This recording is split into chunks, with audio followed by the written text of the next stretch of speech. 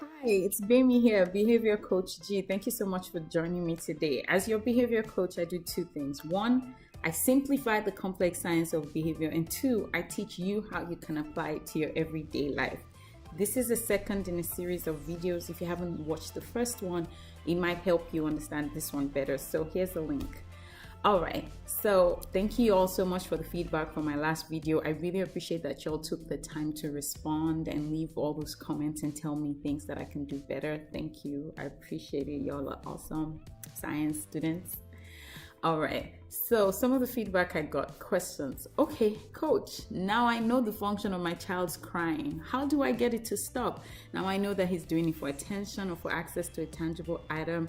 How do I modify that behavior, get it to increase or decrease?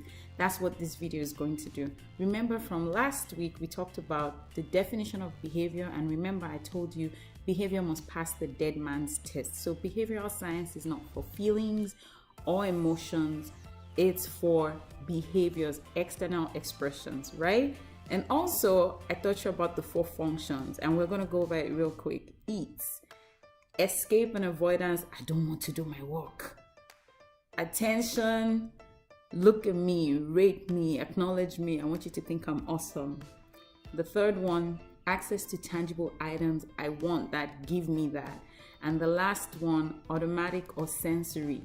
The behavior feels good in and of itself. I do it because I like it, no other reason to, right? So every behavior has 1 of 4 functions, and like you've probably figured out as you did the homework that I gave you last week, observing behavior and trying to determine the function, some behaviors happen for multiple reasons, and that's perfectly fine. It's just that you must know what the exact function is or what the functions are so that you know the appropriate intervention, right? Right, so today we're going to break down the science. I'm going to introduce you to the world of operant conditioning and this awesome guy called B.F. Skinner and some experiments that he did with rats and that I also got to do.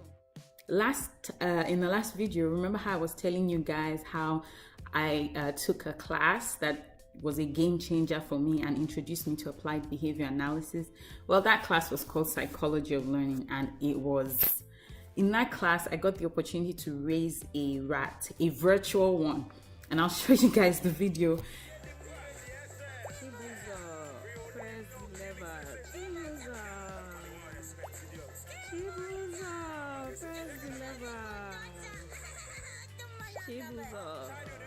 Good job, Chibuzo. It was quite an interesting experience, and it was just simply getting the rat to push a lever to get access to food.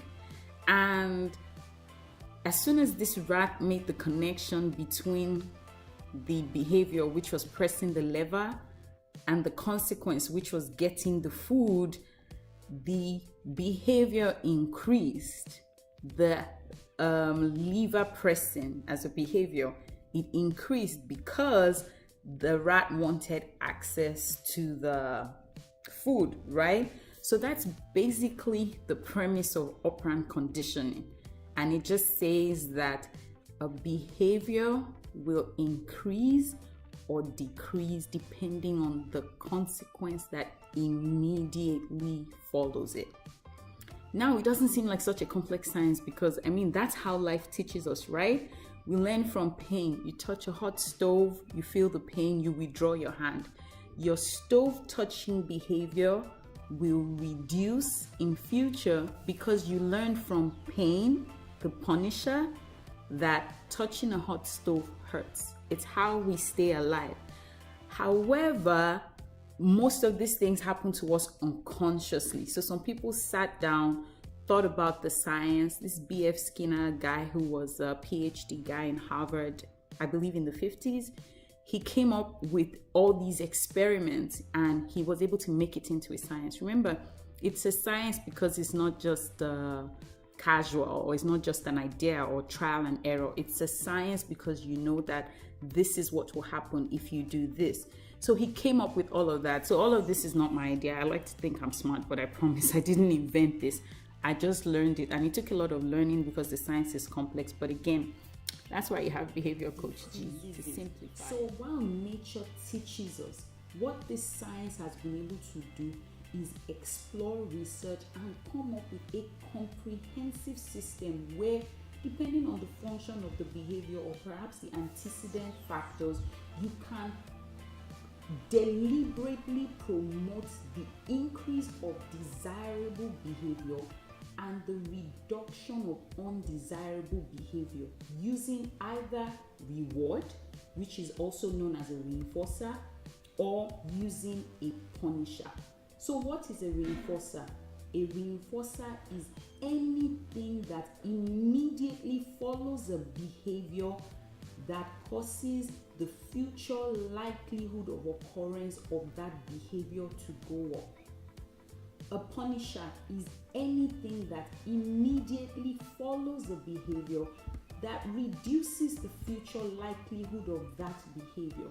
So that means that if you reward a behavior, it will increase. If you punish a behavior, it will reduce.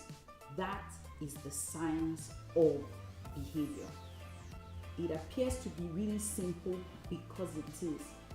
Frustration comes from trying to apply it and not getting the expected reward because there are so many other factors involved.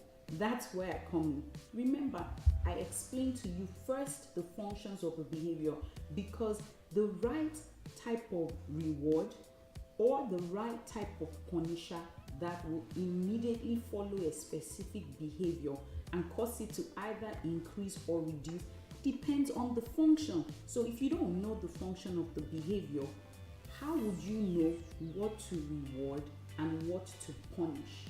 I know it. I will teach you, okay? That's where I come in. That's why I'm your behavior coach.